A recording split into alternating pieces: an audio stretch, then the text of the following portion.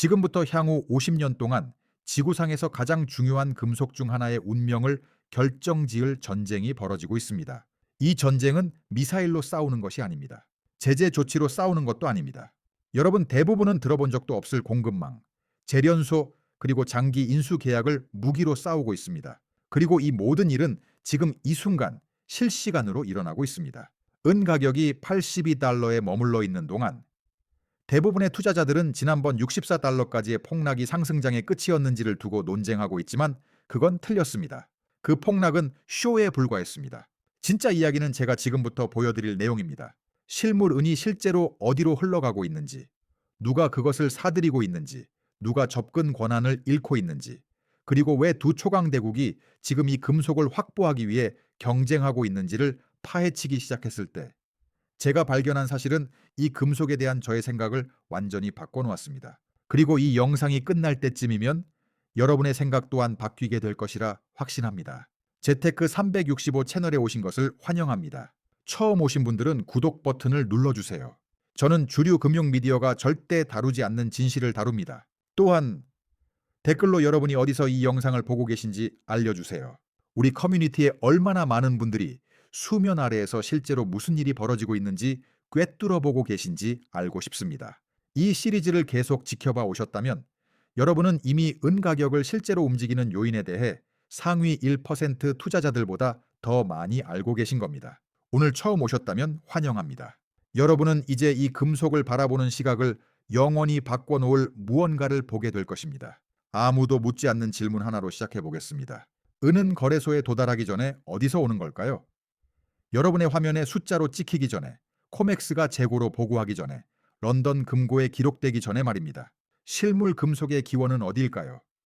그 답이 바로 제가 지금부터 말씀드릴 모든 것의 열쇠이기 때문입니다. 정답은 라틴 아메리카입니다. 멕시코, 페루, 볼리비아, 칠레, 아르헨티나는 전 세계 은 채굴량의 대다수를 생산합니다. 이 국가들이야말로 글로벌 은 공급의 출발점입니다. 멕시코 혼자서만 연간 약 2억 온스를 생산하며 지구상에서 단일 국가로는 최대 은 생산국 자리를 지키고 있고 페루가 그 뒤를 바짝 쫓고 있습니다. 이 두 나라만 합쳐도 전 세계 채굴은의 거의 40%를 차지합니다. 그리고 지난 5년 동안 대부분의 투자자가 가격 차트와 선물 계약에만 집중하고 있을 때 중국은 현대 역사상 가장 공격적인 원자재 확보 전략 중 하나를 조용히 실행하고 있었습니다. 솔직히 고백하자면 저도 최근까지는 이 사실을 놓치고 있었습니다. 하지만 한 번 보고 나니 도저히 모른 척할 수가 없더군요. 중국이 하고 있던 일은 이렇습니다. 가격이 투명하고 모두가 경쟁할 수 있는 코맥스나 런던 금속거래소 같은 공개 시장에서 은을 사는 대신 중국은 원천지로 직접 향했습니다. 그들은 라틴 아메리카의 광산으로 가서 장기 인수 계약을 체결했습니다. 이것은 중국이 은을 원석 형태, 즉 정광이나 아직 추가 가공이 필요한 반정제 상태인 돌의 형태로 광산에서 직접 구매하겠다는 계약입니다. 공개 거래소에 도달하기도 전에 말이죠. 이게 무슨 의미인지 생각해 보십시오. 은이 글로벌 시장에 진입하기도 전에, 가격 발견이 이루어지기도 전에 이미 팔려나가고 있었던 겁니다. 다른 구매자들이 입찰할 기회조차 갖기 전에 중국은 원천지에서 금속을 확보하여 자신들의 가공 및 재련 시스템으로 직접 가져갔습니다. 이 금속은 코맥스 창고에 나타나지 않았습니다. 런던 금고 보고서에도 등장하지 않았습니다. 사실상 눈에 보이는 글로벌 공급망에서 증발해버린 것입니다. 이 흐름을 머릿속으로 그려보시기 바랍니다. 정말 중요하기 때문입니다. 멕시코의 한 광산에서 은광석을 캐냅니다. 보통 이 광석은 현지에서 재련되거나 미국이나 유럽의 재련소로 보내져 완제품 은이 되고 글로벌 시장으로 들어옵니다. 모두가 그것을 봅니다. 모두가 입찰할 수 있습니다. 가격 발견이 일어납니다. 시스템은 그렇게 작동합니다. 하지만 중국은 그 단계 직전에 끼어들었습니다. 그들은 광산 측에 이렇게 말했습니다. 우리가 당신네 정광을 직접 사겠습니다. 우리가 중국에서 직접 재련할 것이고 다른 누구보다 더 비싼 값을 쳐주겠습니다. 그래서 은은 멕시코를 떠나 중국 재련소로 직행했고 중국 내부에서 가공되었으며 서방의 거래소에는 단 한 번도 닿지 않았습니다. 이런 일이 5개국 수백 개의 광산에서 5년 동안 일어났다고 생각해 보십시오. 이것은 단순한 무역 전략이 아닙니다. 이것은 제국을 건설하는 전략입니다. 그들은 영리했습니다. 라틴 아메리카 생산자들에게 더 높은 가격과 장기적인 확실성을 제공했습니다. 여러분이 페루의 광산 운영자인데 누군가 향후 5년 동안 생산량 전량을 프리미엄을 얹어 사겠다고 보장한다면 여러분은 무조건 그 계약서에 도장을 찍을 겁니다. 하지만 5년에 걸친 수백 건의 이런 계약들이 누적된 효과는 파괴적이었습니다. 거래소와 재고 보고서에 나타나는 눈에 보이는 은 공급이 점점 더 얇아지고 또 얇아졌음에도 서방 세계의 누구도 눈치채거나 신경 쓰지 않는 것처럼 보였기 때문입니다. 끝까지 집중해 주세요. 이야기가 정말 말도 안 되게 돌아가는 부분은 바로 여기부터니까요. 무언가가 변했습니다. 저는 그 변화가 2025년 하반기 어느 시점에 일어났다고 봅니다. 미국이 드디어 잠에서 깼습니다. 제가 미국이라고 말할 때 정치인이 연설했다는 뜻이 아닙니다. 물리적인 공급망이 움직이기 시작했다는 뜻입니다. 미국 재련소들이 라틴 아메리카로부터 평소보다 훨씬 많은 양의 은정광을 받기 시작했습니다. 물량이 너무 많아서 미국의 재련 능력이 마비될 지경이었습니다. 처리할 수 있는 속도보다 더 빠르게 금속이 도착하고 있었습니다. 다시 한번 말씀드리겠습니다. 정말 중요한 내용입니다. 은이 물리적으로 재련될 수 있는 속도보다 더 빠르게 미국 재련소로 쏟아져 들어오고 있었습니다. 이것은 가격 신호가 아닙니다. 이것은 공급 신호입니다. 누군가 혹은 어떤 세력이 라틴 아메리카의 은이 중국이 아니라 미국으로 흘러가야 한다고 결정했다는 뜻입니다. 역사적으로 이 금속의 상당 부분은 재련 후 런던으로 배송되거나 아시아로 보내졌을 것입니다. 하지만 대신 지금은 서방구에 머물고 있습니다. 흐름이 역전되었고 그 역전은 미묘한 수준이 아닙니다. 극적입니다. 저는 지금 미국이 라틴 아메리카에서 중국이 지난 5년 동안 했던 일을 똑같이 하고 있다고 봅니다. 생산자로부터 직접 물량을 확보하고 오픈 마켓에 도달하기 전에 공급을 선점하는 것인데 중국보다 더 빠르고 더 긴급하게 움직이고 있습니다. 그리고 여기 결정적인 차이점이 있습니다. 미국은 단순히 은을 사는 게 아닙니다. 미국은 서방후 공급망에서 중국을 쥐어짜내고 있습니다. 이건 무역이 아닙니다. 이건 자원 전쟁입니다. 그리고 2025년 블랙 프라이데이에 일어난 일을 말씀드려야겠네요. 이 전쟁이 어떻게 치러지고 있는지를 완벽하게 보여주는 사례니까요. 그날 지구상에서 가장 큰 불리언 은행인 JP모건은 사실상 시장에서 은을 거둬들였습니다. 그들은 가용 공급량을 회수했습니다. 그 뒤에 이어진 것은 혼돈이었습니다. 구조적으로 은 매도 포지션을 잡고 있던, 즉 실제로 보유하지 않은 금속을 인도해야 할 의무가 있던 중국의 누군가는 공격적으로 포지션을 커버해야만 했습니다. 그것은 거래가 아니었습니다. 그것은 아수라장이었습니다. 정상적인 경로로는 더 이상 구할 수 없는 실물 은을 찾기 위한 필사적인 몸부림이었습니다. 미국 최대 은행이 시장에서 은을 없애버리고 아시아 최대 구매자가 패닉 바잉을 강요받는다면 여러분은 정상적인 시장 역학을 보고 있는 게 아닙니다. 금융 전쟁을 보고 있는 겁니다. 2026년 버전의 먼로 독트린이 어떤 모습인지 그려드리겠습니다. 1823년 제임스 먼로 대통령은 서방구가 유럽 식민지 열강의 접근 금지 구역이라고 선언했습니다. 미국이 여기는 우리 뒷마당이다라고 선언한 것이죠. 200년 후 똑같은 원칙이 다시 주장되고 있지만 이번에는 식민지에 관한 것이 아닙니다. 원자재에 관한 것입니다. 미국은 사실상 중국에게 라틴 아메리카의 은 공급은 미국의 영향권 안에 있다고 말하고 있는 겁니다. 그리고 그 메커니즘은 군사적인 것이 아닙니다. 상업적인 것입니다. 물량을 확보하고 재련소를 압도하고 흐름을 통제하고 나머지는 시장에 맡기는 겁니다. 이제 제가 처음 접했을 때 진심으로 충격을 받았던 데이터 포인트를 하나 보여드리겠습니다. 솔직히 이 영상 전체에서 딱 한 가지만 기억해야 한다면 바로 이것을 기억하십시오. 이 순간이야말로 전체 그림이 명확해지는 순간이니까요. 어떤 원자재 시장이든 큰 손들이 물량을 확보할 때는 해징을 합니다. 변동성으로부터 자신을 보호하기 위해 가격을 고정하는 것이죠. 교과서에는 그렇게 나와 있습니다. 지금까지는 항상 그래 왔습니다. 그런데 지금 해징이 사라졌습니다. 은 시장에서 상업적 해징 활동이 실질적으로 감소했습니다. 그게 무슨 뜻인지 이해하신다면 다시는 이 시장을 예전과 같은 눈으로 볼 수 없을 겁니다. 이유는 이렇습니다. 해징을 하는 구매자는 가격을 신경 씁니다. 해징을 하지 않는 구매자가 신경 쓰는 건 딱 하나, 점유입니다. 그들은 금속 그 자체를 원합니다. 내일 가격이 얼마가 되든 상관하지 않습니다. 다음 주에 20% 폭락해도 상관없습니다. 그들은 그저 자신의 금괴, 자신의 소유해, 자신의 통제해 두고 싶을 뿐입니다. 그게 전부입니다. 해징의 실종은 제가 본 어떤 원자재 시장의 신호보다 가장 강력한 구조적 상승 신호입니다. 지금 은을 사들이는 주체가 트레이더도 아니고 투기꾼도 아니고 모멘텀 플레이를 하는 헤지펀드도 아니라는 뜻입니다. 이것은 전략적이고 장기적인 국가 차원의 축적입니다. 가격은 무의미하고 접근권이 전부인 그런 종류의 매입 말입니다. 그리고 시장은 이것을 감지하고 있습니다. 가격은 정책보다 먼저 움직입니다.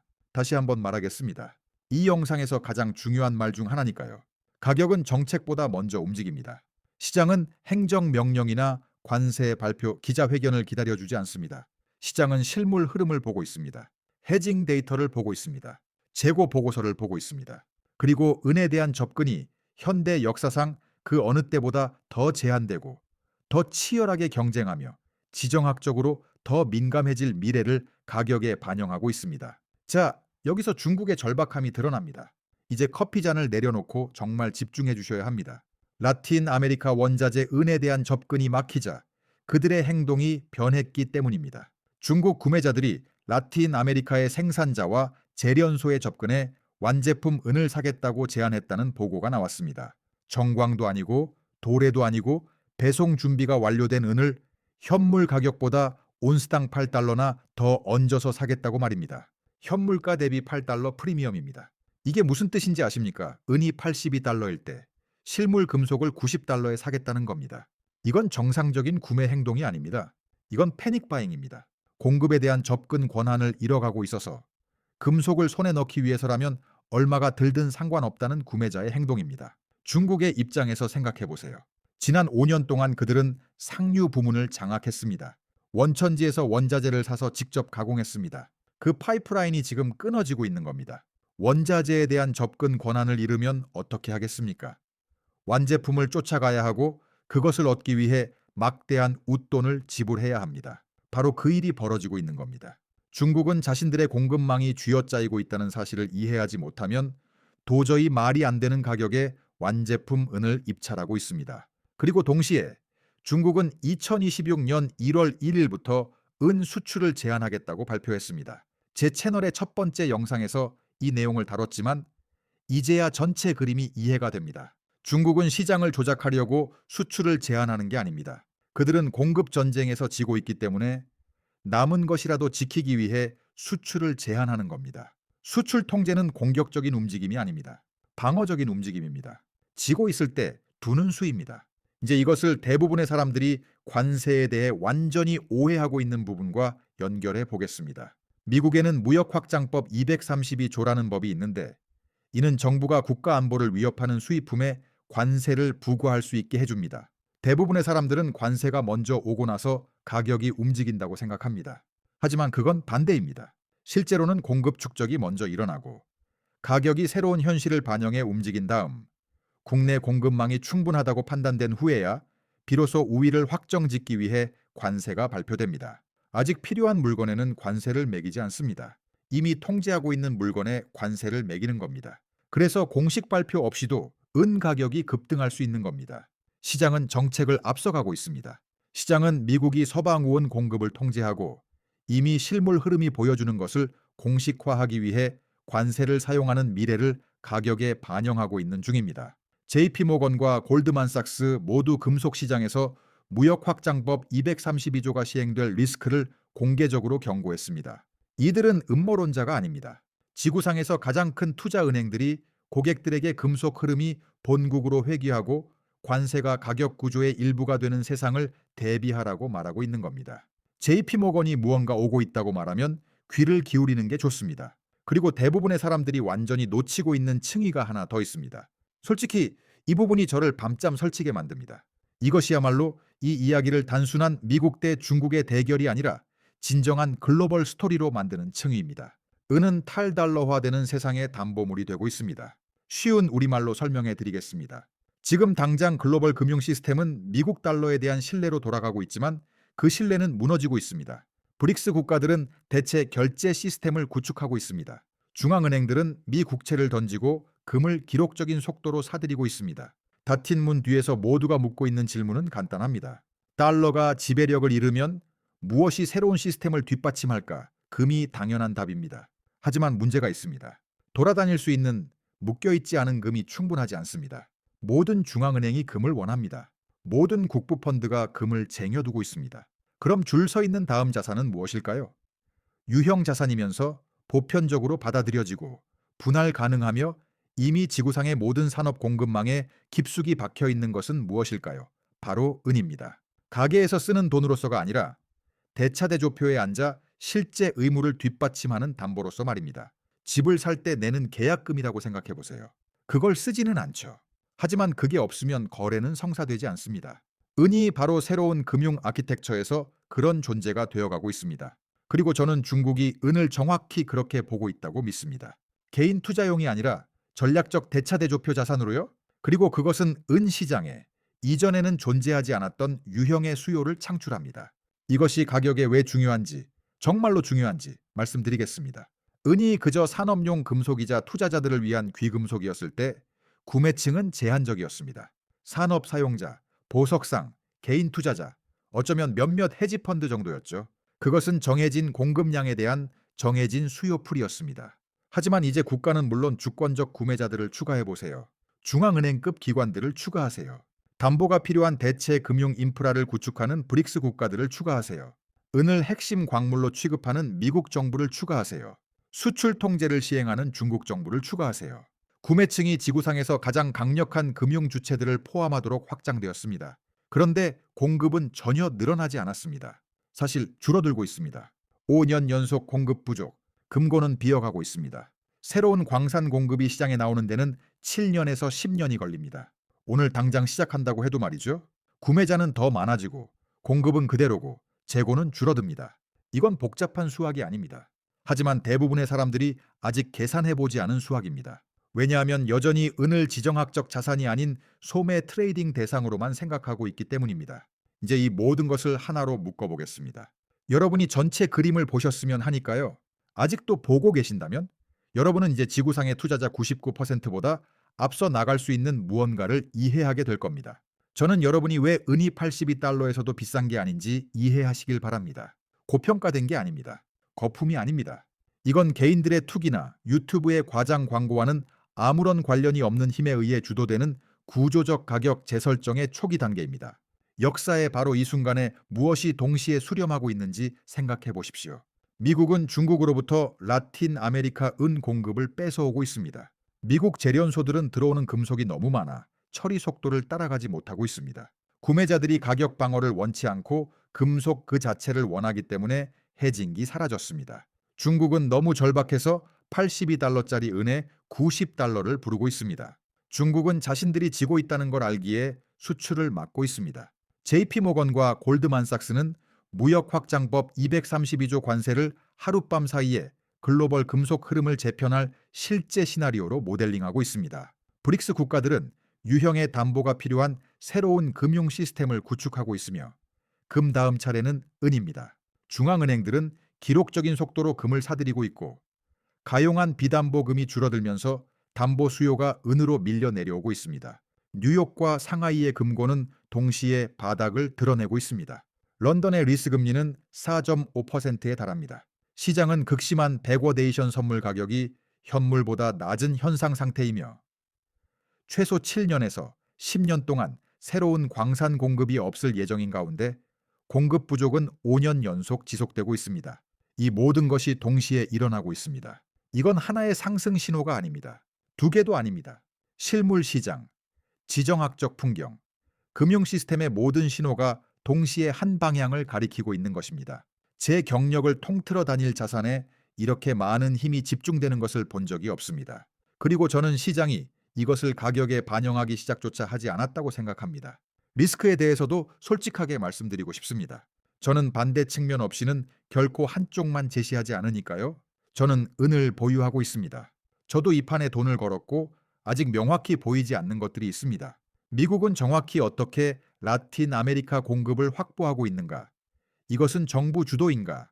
민간 주도인가? 중국은 어떻게 대응할 것인가? 그들은 더 높은 프리미엄으로 판을 키울 수도 있습니다. 아프리카나 호주의 은자산으로 방향을 틀 수도 있습니다. 여전히 전 세계 생산량의 막대한 부분을 처리하고 있는 은 재련 지배력을 무기화할 수도 있습니다. 그리고 타임라인도 불확실합니다. 6개월 안에 일어날 수도 있고 3년이 걸릴 수도 있습니다. 자원 전쟁은 하룻밤 사이에 해결되지 않습니다. 또한 당연한 질문 하나를 짚고 넘어가겠습니다. 82달러의 은은 이미 너무 비싼가? 여러분이 이제 알게 된 사실들로 그 질문을 다시 정의해 보겠습니다. 은 82달러는 중국 구매자들이 실물 금속에 90달러를 지불할 의향이 있을 때 거래되는 가격입니다. 미국이 은을 핵심 광물로 재분류하고 있을 때 거래되는 가격입니다. 런던 리스 금리가 4.5%이고 시장이 극심한 백워데이션 상태일 때 거래되는 가격입니다. 두 초강대국이 말 그대로 공급망 통제권을 놓고 싸우고 있을 때 거래되는 가격입니다. 82달러가 비싼 걸까요? 아니면 82달러는 실물 세계가 이미 알고 있는 현실을 시장이 뒤늦게 쫓아가고 있는 걸까요? 판단은 여러분께 맡기겠습니다. 하지만 저는 데이터가 저에게 무엇을 말해주는지 알고 있습니다. 그리고 저는 아주 소수의 사람만 고려하고 있는 시나리오가 있다고 생각합니다. 만약 미국이 실제로 은에 대해 무역 확장법 232조 관세를 시행하면 어떻게 될까요? 메커니즘을 설명해 드리겠습니다. 은 수입품에 25% 관세를 부과하면 미국 내부에서 즉시 가격 프리미엄이 발생할 겁니다. 미국 내 은은 국제 가격보다 상당히 높은 가격에 거래될 것입니다. 그 프리미엄은 더 많은 공급을 미국으로 끌어들여 지구상의 다른 모든 시장에서 은이 빠져나가는 속도를 가속화할 것입니다. 코맥스는 서방우의 모든 생산자가 가장 선호하는 목적지가 될 것입니다. 런던과 상하이는 이미 줄어드는 재고가 훨씬 더 빠르게 붕괴되는 것을 목격하게 될 것입니다. 관세는 단순히 가격만 올리는 게 아닙니다. 금속의 전체 글로벌 흐름을 재편합니다. 그리고 기억하십시오. JP 모건과 골드만삭스 모두 이것을 실제 리스크로 지목했습니다. 이것들은 가설이 아닙니다. 세계 최대 은행들이 활발하게 모델링하고 있는 시나리오입니다. 하지만 제가 확실히 아는 것은 이겁니다. 실물 흐름이 바뀌었습니다. 해징 데이터가 바뀌었습니다. 중국의 행동이 바뀌었습니다. 미국의 재련 물량이 바뀌었습니다. 그리고 82달러의 은은 지구상에서 가장 큰 두 경제 대국 간의 지정학적 경쟁의 한가운데에 놓여 있습니다. 두 나라 모두 이 금속이 자신들의 전략적 이익에 필수적이라고 결정했습니다. 5년 후 사람들은 이 시기를 되돌아보며 121달러에서 64달러로의 폭락을 기억하지 않을 것입니다. 상승장이 끝났다고 떠들던 헤드라인도 기억하지 않을 것입니다. 그들은 이것을 기억할 것입니다. 은이 귀금속이기를 멈추고 지정학적 무기가 된 순간을요. 두 초강대국이 은 공급 통제가 국가 안보의 문제라고 결정한 그 순간을 말입니다. 그리고 여러분, 화면의 가격이 은의 가치를 반영하는 것을 멈추고 지구상에서 가장 강력한 국가들이 그것을 얼마나 간절히 원하는지를 반영하기 시작한 그 순간을 기억할 것입니다. 저는 은을 사라고 말하는 게 아닙니다. 팔라고 말하는 것도 아닙니다. 저는 데이터가 제게 말해주는 것을 여러분께 보여드리는 것뿐입니다. 저는 은을 보유하고 있습니다. 광산 주식도 가지고 있습니다. 저는 이 게임에 참여하고 있습니다. 그리고 제가 그것들을 보유한 이유는 방금 말씀드린 모든 내용 때문입니다. 유튜브 썸네일이나 예측 때문이 아닙니다. 실물 흐름, 해징 데이터, 지정학적 포지셔닝, 그리고 재고 데이터가 모두 같은 방향을 가리키고 있기 때문입니다. 모든 신호가 수렴할 때 저는 주목합니다. 제 시리즈를 처음부터 보셨다면 이제 여러분은 완벽한 그림을 갖게 되었습니다. 첫 번째 영상에서는 금고가 비어가고 있음을 보여드렸습니다. 두 번째 영상에서는 200달러를 가리키는 가격 패턴을 보여드렸습니다. 세 번째 영상에서는 왜 그 폭락이 펀더멘털 붕괴가 아니라 레버리지 청산이었는지 보여드렸습니다. 그리고 이번 영상에서는 그 모든 것 아래에 깔린 지정학적 전쟁을 보여드렸습니다. 실제로 모든 것을 주도하고 있는 그 전쟁 말입니다. 이 영상이 여러분의 은에 대한 생각을 바꿨다면 댓글로 의견을 남겨주시고, 은을 그저 전략적 가치 없는 반짝이는 금속 덩어리로만 생각하는 지인 한 명에게 공유해 주세요. 그들도 이것을 봐야 합니다. 금고는 비어가고 있습니다. 공급망은 뒤집히고 있습니다. 초강대국들은 싸우고 있습니다. 그리고 82달러의 은은 수면 아래에서 벌어지고 있는 일을 반영조차 하지 못하고 있습니다. 저는 앞으로 몇 주 동안 다음 내용을 지켜볼 것입니다. 그리고 여러분도 저와 함께 지켜보셨으면 합니다. 이 가설이 맞다면 이 5가지가 실시간으로 그것을 확인시켜 줄 테니까요. 미국 재련소의 병목 현상, 이것이 지속된다면 공급망 역전은 가속화되고 있는 겁니다. 현물가 대비 중국의 프리미엄, 이것이 8달러에서 10달러, 15달러로 계속 오른다면 절박함이 커지고 있는 겁니다. 무역 확장법 232조의 진전, 백악관이나 상무부에서 은관세에 대한 작은 속삭임이라도 들린다면 화재 경보기로 받아들이십시오. 코맥스와 상하이 재고 고갈이 가속화된다면 이 시리즈의 모든 내용이 데이터가 예측한 대로 정확하게 전개되고 있는 겁니다. 그리고 금이 8천을 향해 가고 그 비율이 압축된다면 $200 은에 대한 수학은 예측이 아니라 팩트가 됩니다. 이 5가지를 지켜보십시오. 그러면 세상 나머지 사람들이 무슨 일이 일어났는지 깨닫기도 전에 이 이야기가 펼쳐지는 것을 보게 될 것입니다. 이 이야기는 끝나지 않았습니다. 이제 막 시작되었을 뿐입니다. 그리고 저는 매주 여기서 여러분과 함께 그 과정을 짚어보겠습니다. 다음 영상에서 뵙겠습니다.